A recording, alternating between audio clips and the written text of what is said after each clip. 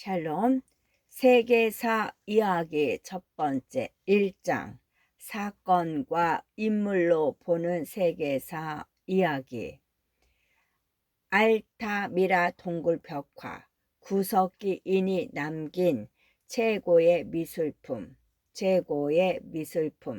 서양 미술의 역사는 알타미라 동굴 벽화에서 시작합니다. 이 그림은 놀라울 정도로 선명하고 잘 그려진 그림이지요. 이 벽화를 발견한 것은 9살짜리 소녀랍니다. 그 이야기 속으로 들어갑니다. 아빠, 여기 소가 있어요. 뭐라고? 어디? 사우트 올라가 놀라서 달려가자 마리아는 천장을 가리켰어요. 그곳에는 들소 수십 마리가 그려져 있었는데 크기는 작았지만 금세라도 벽에서 튀어나올 듯 생생했습니다. 여기는 멧돼지도 있어. 자세히 보니 멧돼지 3마리, 말 2마리, 늑대 1마리도 그려져 있었어요. 1879년 여름 스페인 북부 칸타브리아주 산타테르시에서 서쪽으로 30km 떨어진 한 동굴에서 발견된 이 그림들은 구석기 시대 사람들이 남긴 것이지요. 본래 이 동굴은 1868년에 한 사냥꾼에게 발견되었습니다. 사냥꾼이 쫓던 여우가 좁은 바위 틈으로 숨었는데 그 바위 틈으로 동굴이 이어져 있었던 거지요. 그 사실이 알려진 후 변호사이자 아마추어 고고학자인 사우트 올라는 딸인 마리아와 함께 동굴을 찾았습니다. 동굴을 탐사하면서 아빠는 고고학자답게 바닥만 보았지만 마리아는 이곳저곳 살펴보다 천장에 그려진 벽화를 발견했던 것이지요. 사우트 올라는 동굴에서 발견한 벽화들을 책으로 자세히 소개했어요. 그러나 책을 본 사람들은 믿지를 않았습니다. 그림들이 너무 선명해 사우트 올라가 몰래 그림을 그려 놓았을 거야. 구석기 사람들이 음영법과 원근법까지 쓸 줄 알았단 말이야. 음영법이란 밝은 부분과 어두운 부분을 구분해 표현하는 것을 말하고 원근법은 먼 곳은 희미하게 가까운 곳은 뚜렷하게 그리는 것을 말합니다. 그렇게 그리면 그림이 훨씬 더 입체적으로 보이죠. 이와 같이 그림이 예사롭지 않았기 때문에 사우트 올라는 거짓말쟁이로 몰렸던 것입니다. 그러나 20여 년이 흐른 뒤 그 그림들은 정말로 구석기 사람들이 남긴 것으로 밝혀졌지요. 프랑스 남서부의 피레네 산맥의 라스코 동굴 등 유럽 여러 곳에서도 비슷한 동굴 벽화가 20여 개나 새로 발견되었던 것입니다.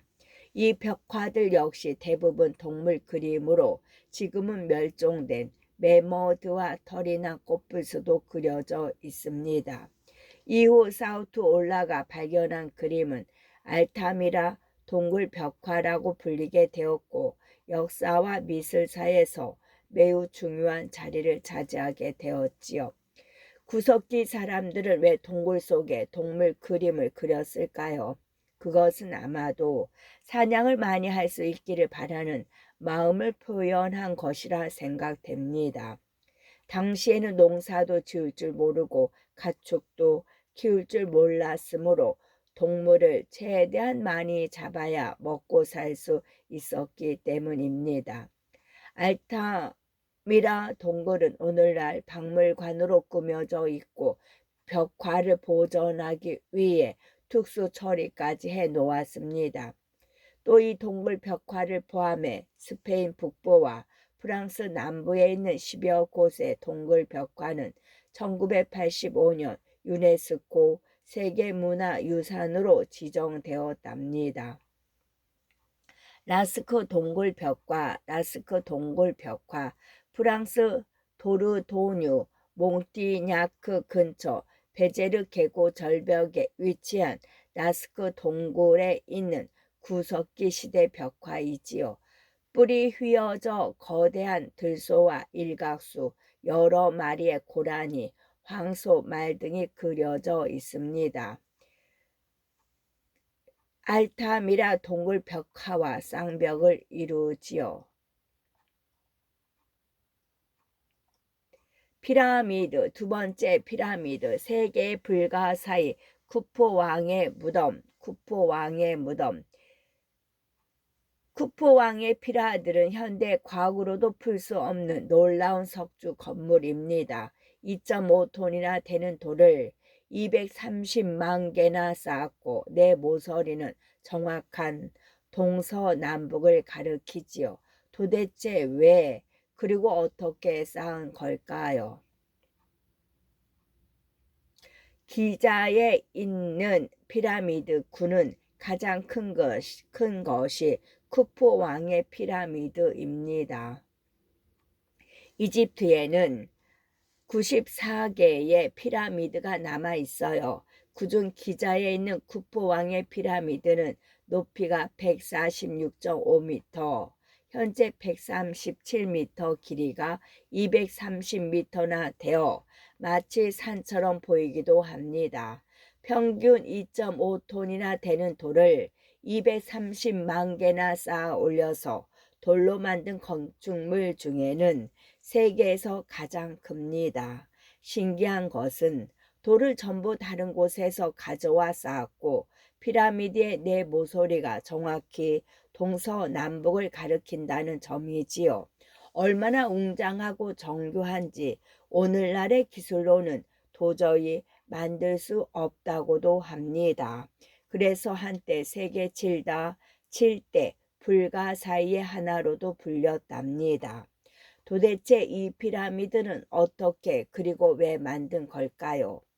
답은 고대 그리스의 역사가인 헤로도토스 역사라는 책에서 찾을 수 있습니다. 구포 왕은 모두 신전의 문을 닫아 걸고 이집트인들의 예배를 금지시킨 뒤 피라미드를 건설하는 데 동원했다. 돌은 아라비아의 채석장에 있는 거대한 바위를 나일강을 통해 배로 실어 나르고 이를 루피아 산으로 옮겼다. 돌을 나르기 위해 길을 만드는 데만 10여 년의 세월이 흘렀고 피라미드를 세울 지대와 왕의 관을 안치할 지하실을 만드는 일에 만 10년이 걸렸으며 피라미드의 몸체 제작에는 20년이 걸렸다. 이 일에는 무려 10만여 명이 3개월씩 교대로 동원되었다. 이렇게 만든 피라미드는 쿠포왕 자신의 무덤이었다. 도대체 쿠포 왕은 자신의 무덤을 왜 이렇게 크게 만든 것일까요? 당시 이집트인들은 사람이 죽으면 영혼이 빠져나갔다가 다시 돌아온다고 믿었어요. 죽은 후에도 삶을 계속 이어간다고 믿은 것이지요. 그래서 시신의 몸을 보호하기 위하여 미라로 만들었는데 미라로 만들어지는 것은 왕인 파라오만이 가능했습니다. 그러면 피라미드 내부를 들여다보면은 입구는 북쪽에 있고 땅에서 약간 높은 곳에 있는 입구로 들어가면 아래로 내려가게 되며 이 길은 안반 밑에 설치된 제1차 매장실로 이어집니다. 그리고 그 위에는 왕비의 방인 제2차 매장실이 있지요. 제1차 매장실은 긴 창구가 뚫려 있어서 보름달이 뜨면 달빛이 이 창구로 들어와 정확히 미라의 얼굴을 밝힌다고 합니다. 혹시 미라의 저주에 대해서 들어보셨는지요? 투탕카멘 왕의 무덤 발굴에 참가한 사람들 중 몇몇이 이상한 일로 죽은 뒤 피라미드 발굴에 참가했던 사람들이 미라의 저주 때문에 하나둘씩 죽는다는 무시무시한 이야기가 전해지지요. 하지만 이것은 소문일 뿐 과학적으로는 전혀 근거가 없는 이야기랍니다. 멕시코에도 피라미드가 있습니다. 피라미드는 이집트에만 있는 것이 아닙니다. 멕시코에도 이집트보다 더 많은 수의 피라미드가 기원전 10세기부터 수백 년 전까지 꾸준하게 건설되어 세워졌습니다. 멕시코 피라미드의 특징은 꼭대기를 평평하게 만들어 제사를 지내는 공간을 만들었다는 점이지요. 멕시코 치첸 이트사의 엘 카스틸로 피라미드가 있습니다. 세 번째 함무라비 법전. 눈에는 눈, 이에는 이, 눈에는 눈, 이에는 이.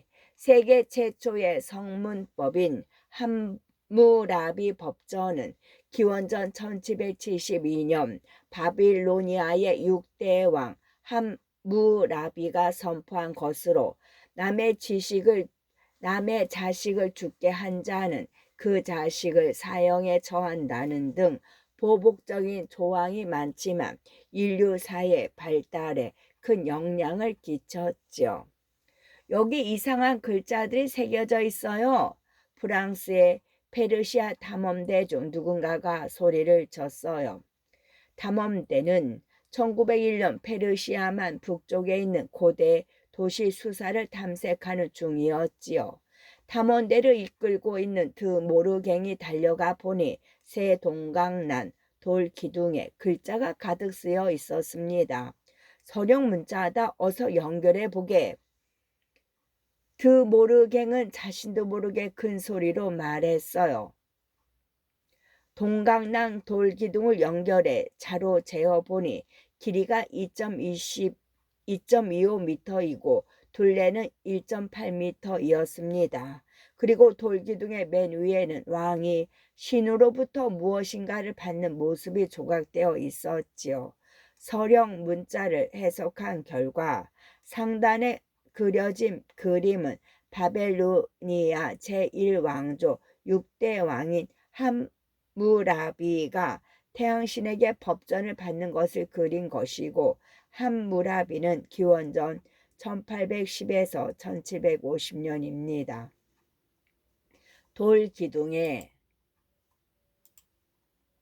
새겨진 글은 법전이었습니다. 이것을 함무라비 법전이라고 부르는데 세계 최초의 성문법으로 주변 여러 나라의 법률에 큰 영향을 끼쳤지요. 성문법이란 문서로 형식을 갖춰서 만들어 놓은 법을 말해요. 이에 비해 일정한 형식이 없이 전해지는 법을 불문법이라고 합니다. 돌에 새긴 법 조항은 모두 282개로 여기에서는 범죄에 대한 형벌은 물론 토지와 재산, 결혼, 상속 등 생활 전반에 걸친 문제를 다루고 있습니다. 특히 이에는 이, 눈에는 눈이라고 표현되는 형벌 규정이 유명하지요. 이것은 만약 누군가가 다른 사람의 눈을 상하게 하면 그의 눈도 상하게 한다는 것으로 보복적인 성격이라고 볼 수도 있지만 확실한 원칙을 법으로 규정해 놓았다는 것이 중요합니다. 법전을 보면 당시의 사회 모습을 엿볼 수 있습니다. 당시 사회는 크게 세 계층으로 나뉘어 성직자와 귀족이 최고 계층을 차지하고 상인과 시민이 중간 계층을, 노예가 최하 계층을 차지하고 있었지요. 또 무역과 상업이 활발했다는 것과 토지와 가축 임대, 노예 매매 등도 빈번했다는 것을 알 수가 있습니다. 빌린 돈을 갚지 못해 차압할 경우 경작하는 소는 차압할 수 없다는 규정도 있는데 이는 약한 자를 보호하기 위한 조항입니다. 그런데 바빌로니아 왕국의 법전이 왜 수사에서 발굴된 것일까요? 수사는 바빌로니아의 수도였던 바벨론에서 한참 떨어진 이란 남서부에 위치해 있는데 말이죠.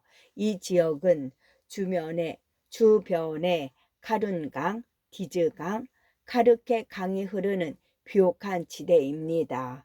먼 옛날 이곳에 엘람이라는 왕국이 있었어요. 이 왕국은 바빌로니아와 이란의 산악지대 사이에서 중개 무역을 하며 발전하였지요.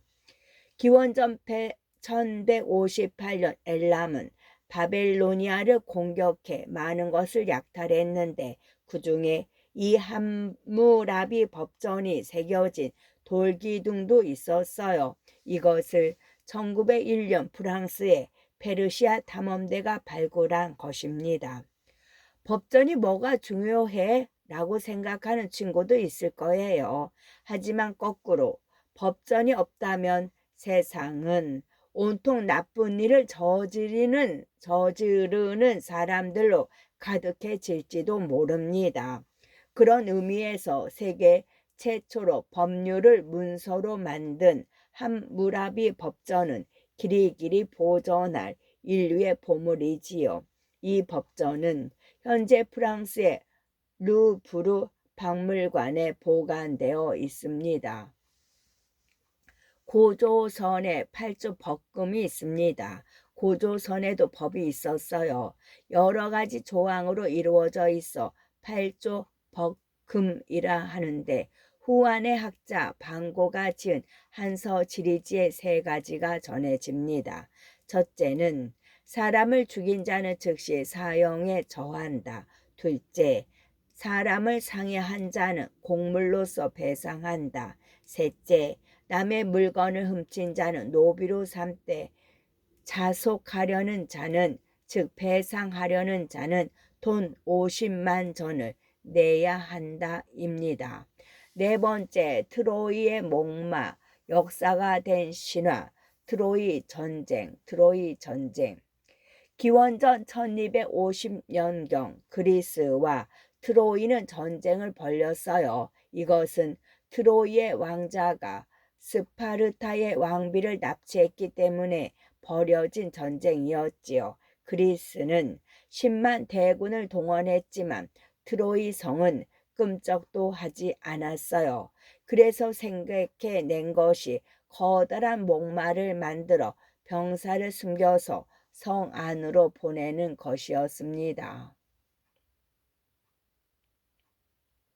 트로이의 목마 이야기는 너무나 흥미진진합니다.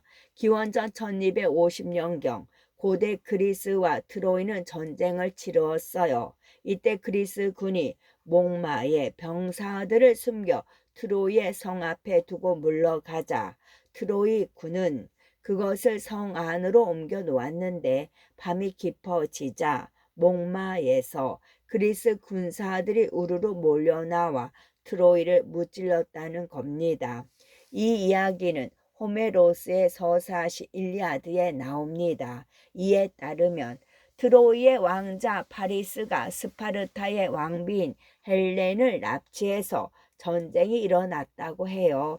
바다의 여신 테티우스와 펠레우스가 결혼식을 올렸는데 싸움과 복수의 여신인 에리스는 그 결혼식에 초대받지 못했대요.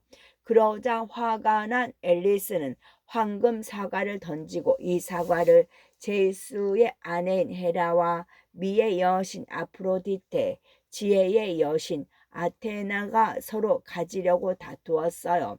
왜냐하면 황금 사과에는 작은 글씨로 가장 아름다운 여신에게 라고 적혀 있었기 때문이지요.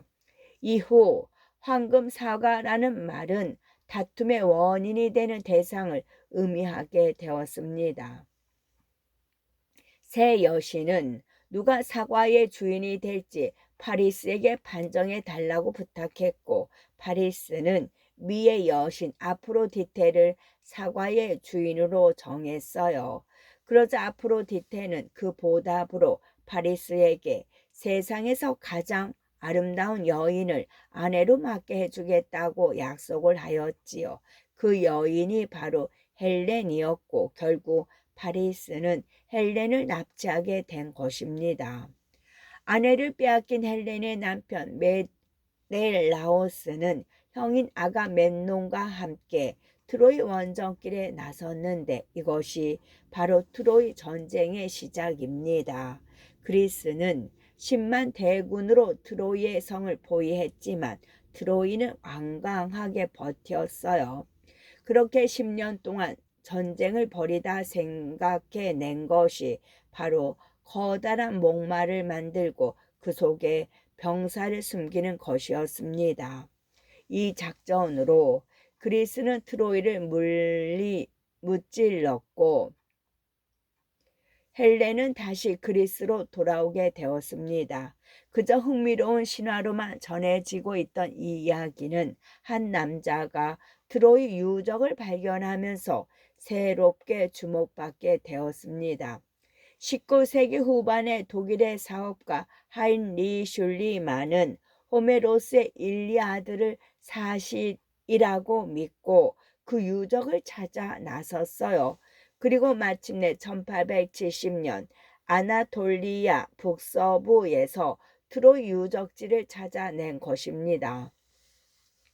슐리만은 이후에도 미케네와 트린스 등을 발굴하여 고대 그리스 고고학의 창시자로 불리게 되었을 뿐 아니라 고고학의 발전에도 큰 기여를 하였죠.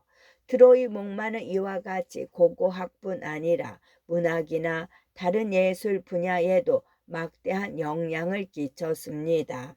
세상에는 아직도 수많은 신화가 있습니다. 그 중에는 트로이처럼 어딘가에서 역사적인 사실로 밝혀질 날을 기다리고 있는 이야기도 있겠죠.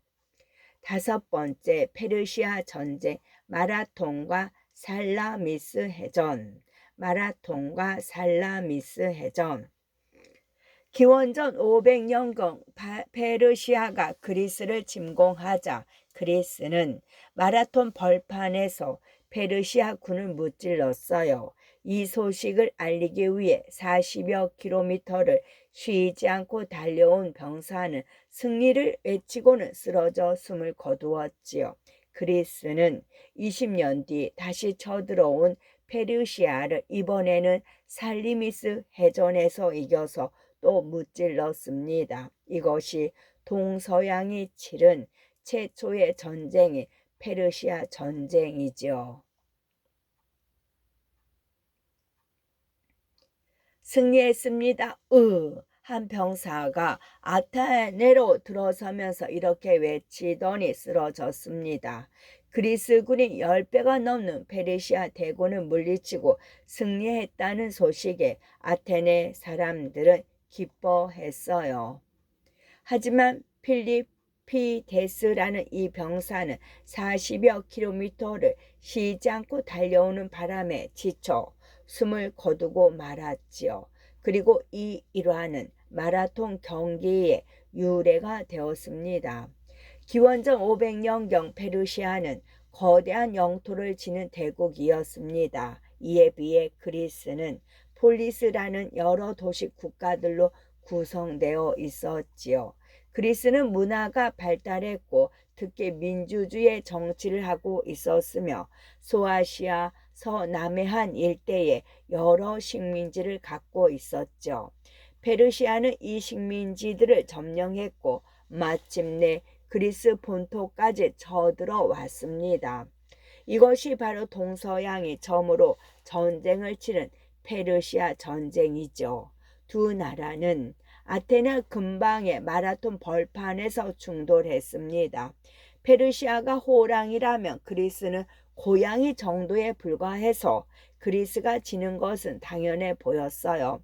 하지만 이 싸움에서 그리스 군이 기적적으로 승리한 것입니다. 그러나 페르시아는 다시 쳐들어왔지요. 기원전 480년 그세르크세스 1세가 이끄는 페르시아 군이 그리스를 침공한 것입니다. 위험에 빠진 아테네는 모든 시민을 해상으로 빠져나가게 했고 아테네를 점령한 페르시아 군은 도시를 파괴했습니다. 하지만 강한 해군이 있었던 아테네는 테미스토클레스가 이끄는 100여 척의 함대로 페르시아 해군을 크게 무찔렀습니다. 이것이 그 유명한 살라미스 해전이지요. 더 이상은 안 되겠어. 결국 페르시아의 크세르크세스 1세는 그리스에 대한 침략을 단념하였습니다. 이렇게 페르시아 전쟁에서 승리한 아테네는 민주 정치를 더욱 발전시키게 되었으며 서양 역사에 커다란 영향을 끼쳤습니다. 6번째, 히포크라테스. 예술은 길고 인생은 짧다. 예술은 길고 인생은 짧다. 의사가 되려는 이들은 누구나 히포크라테스 선서를 합니다. 이는 옛날 히포크라테스에게 의술을 배우려는 사람들이 선서하던 전통을 이은 것이지요. 서양 의학의 아버지로 불리는 히포크라테스와 그의 선서는 서양 역사에서 중요한 위치를 차지하고 있어요.